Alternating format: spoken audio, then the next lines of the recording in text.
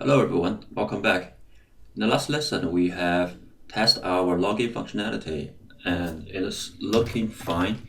So like for example, after we try to log in, it just shows up the login page, which means we have successfully logged in. Also, if we take a look at transactions, the network, let's just do that again. Oops, not this one. Not this one.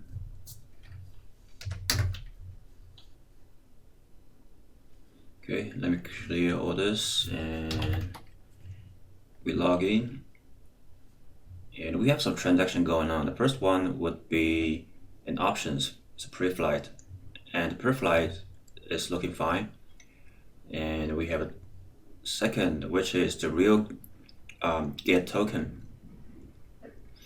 And we are sending some passwords through the, let me pull this out, through the request header, and there is like authorization, and we have the basic and encoded based on 64 for username and password. So that's the field we send to the backend. It's got verified, and response would be a token, which we extracted a session ID. And this should be some value stored in the external storage, specifically in the Redis. So if we come back to our terminal, go to Redis, and there's some tools we can directly use. Because I'm using Windows, I can directly start up the Redis CLI. So the Linux system or Mac should be similar. It's just you need to start the Redis CLI, and then we can type in a command called monitor. So this will monitor the transactions that happened to this Redis service. So let's come back to our homepage and refresh. And let's try to log in.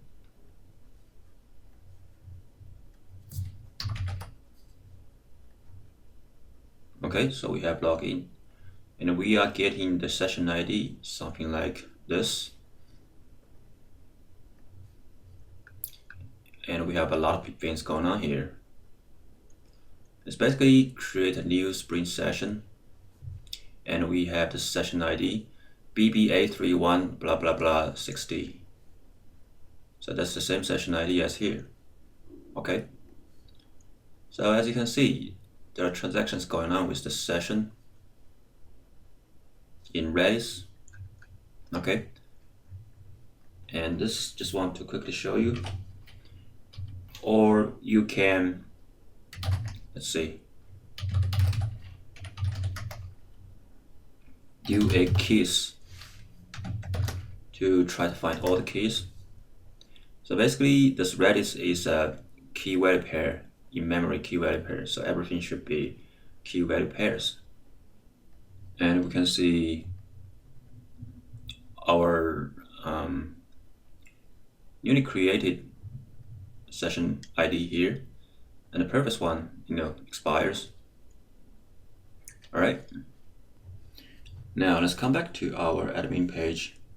Think about this. So you have login, right? And whenever you're trying to refresh, you need to log in again. That doesn't make sense. Why is that happening? Well, that's because if you take a look at our code, we have a login component, right? And every time this component got initialized, we have this login value initialized as false, which in turn will display the login dialog rather than displaying this message. Okay, so every time we refresh the page, the component got reinitialized, and we should do something automatically. Say we have a check session like method. Every time we initialize the component, it will automatically try to check whether there is session established or not. And if it's established, we can do something to, say change the login flag from false to true. Okay. So we can use this simple trick to check whether a user has login or not. And this trick can be used for other components as well. So let's see how we can actually do that. Let me close some of the tabs here and open the login service. And we're gonna create a new method called check session.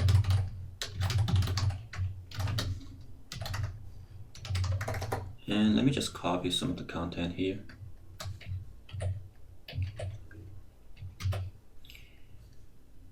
We're gonna change this endpoint from token to check session, and we don't need to re-encode this. We just need to get the X auth token as from local storage get item X auth token. Okay. And then we gonna just send this HTTP GET request. And of course, we need to do some modification on the backend as well. We need to add this endpoint on the backend. Let's go ahead and do that. So here we have the login resource open. We can simply do a request mapping check session, and this should be very easy. We're gonna just respond with a response entity. This will just be a new response entity saying that session active with the HTTP status as OK. Alright. And we are gonna restart our service. Stop it first and then restart it.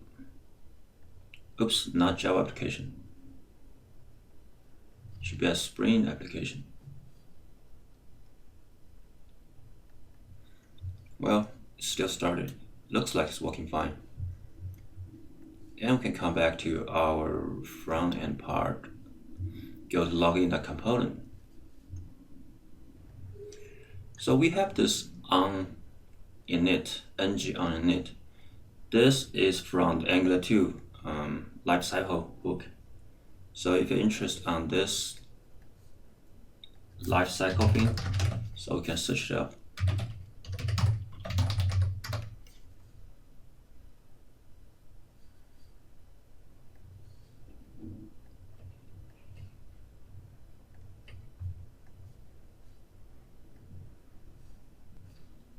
So we got some lifecycle hooks that we can deal with the Angular 2 lifecycle. Say for example, this is from actually AngularJS 1.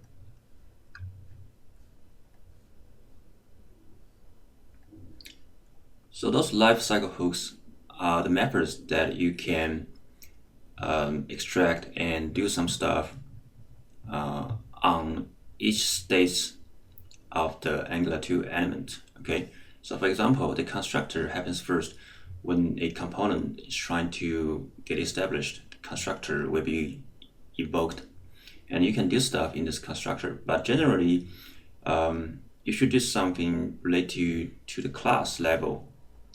You don't want to mix with the constructor with the initialization. So for this ng on initialization lifecycle hook, you can do all the initialization stuff. And there's other lifecycle hooks like on changes, on destroy, and some other things. you can go through the documentation, to get a more understanding on those. But basically, what we can do here is we can define this login service dot check session method and subscribe.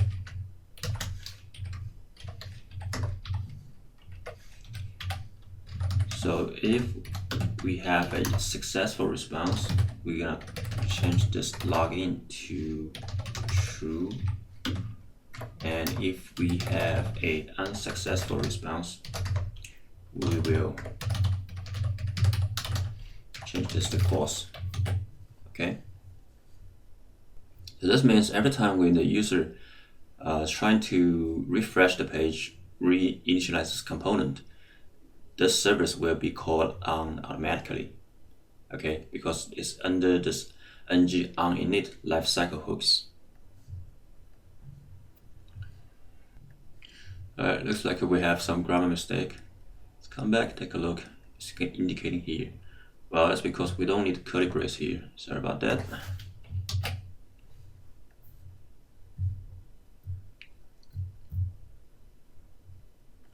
Okay, so that, as you can see, we have previous login, right? Even if we refresh, it's still out there. We are still logged in. The next step is we want to pull out those links buttons we add last time. Remember, we have a toggle button, right? We can toggle the display of those buttons, and the business logic is like this. Before we log in, we want to hide those buttons. And after we log in, we want to display those buttons so that people can do business, right? So let's see what we can do with that. That's from the navigation bar component, right? And we have this hidden logged in flag as well. So the logic would be when the user has logged in, the inverse logic would be false. The hidden would be false. That means it wouldn't hidden, it will display. Otherwise, if the login is false, all those will be hidden. Then how do we deal with this login flag? Like we just did in the login component, we just need to call this check session service again, like that. It's just we need to import the login service from service login.service. Okay, and we also need to create the instance of that in constructor. Okay.